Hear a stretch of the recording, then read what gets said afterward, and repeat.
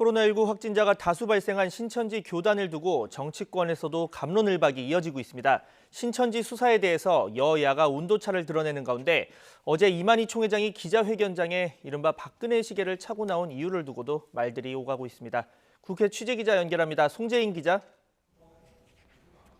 네, 국회입니다. 네, 이만희 총회장의 이른바 박근혜 시계, 가짜라는 박 전 대통령 측의 반박이 있었는데 결국 이걸 왜 차고 나왔는지가 지금 논란이 되고 있죠. 네, 그렇습니다. 어제 이 총회장이 기자회견장에 차고 나온 시계에는 박근혜라는 글자와 함께 봉황 문양이 새겨져 있었습니다. 박근혜 전 대통령이 주요 인사들에게 선물했던 것으로 알려진 시계도 마찬가지였는데요. 이 때문에 이 총회장과 박 전 대통령의 친분, 나아가 신천지와 통합당과의 연관성을 의심하는 목소리도 나왔습니다. 하지만 박 전 대통령 측은 금빛에 날짜판이 들어간 시계는 만들지 않았다며 가짜라고 선을 그으며 관련성을 부인했는데요. 여기에 미래통합당도 가세했습니다. 통합당 김진태 의원은 논평을 내고 박근혜 시계를 차고 온 것 자체가 잘 좀 봐달라는 이 총회장의 저열한 정치 공작이라고 비판했고, 이준석 최고위원도 개인 SNS에 글을 올려 진품 의혹에 반박했습니다. 반면 민생당 박지원 의원은 사교 교주들은 본인을 과시하려는 면이 있다면서 통합당과 관계가 있다는 이야기를 하는 것과 마찬가지로 시계 역시 자신의 힘을 내보이겠다는 의도 아니겠냐고 말했습니다. 네, 신천지 강제 수사에 대한 입장도 여야가 지금 엇갈리고 있죠.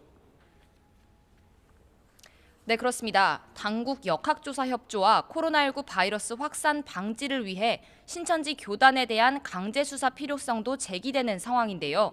여야 입장에는 좀 차이가 있습니다.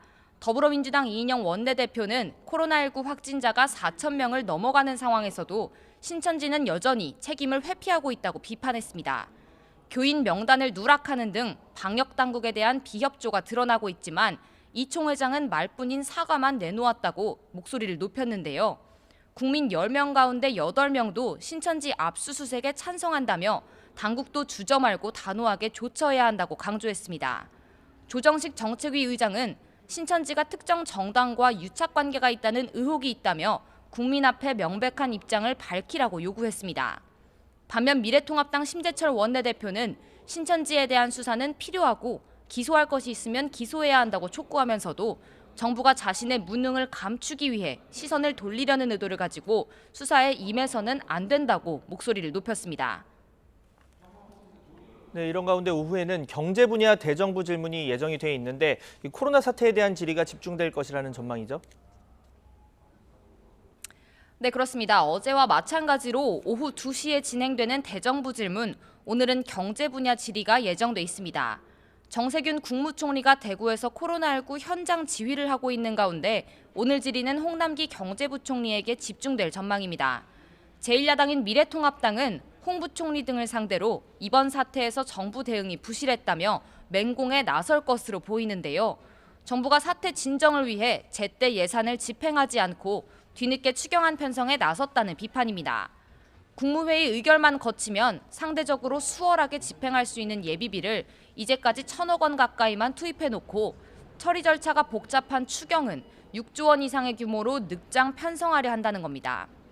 또 코로나19 사태로 자영업 등 경제 위축이 가시화하는 만큼 경제 위기론도 꺼내들 것으로 보입니다.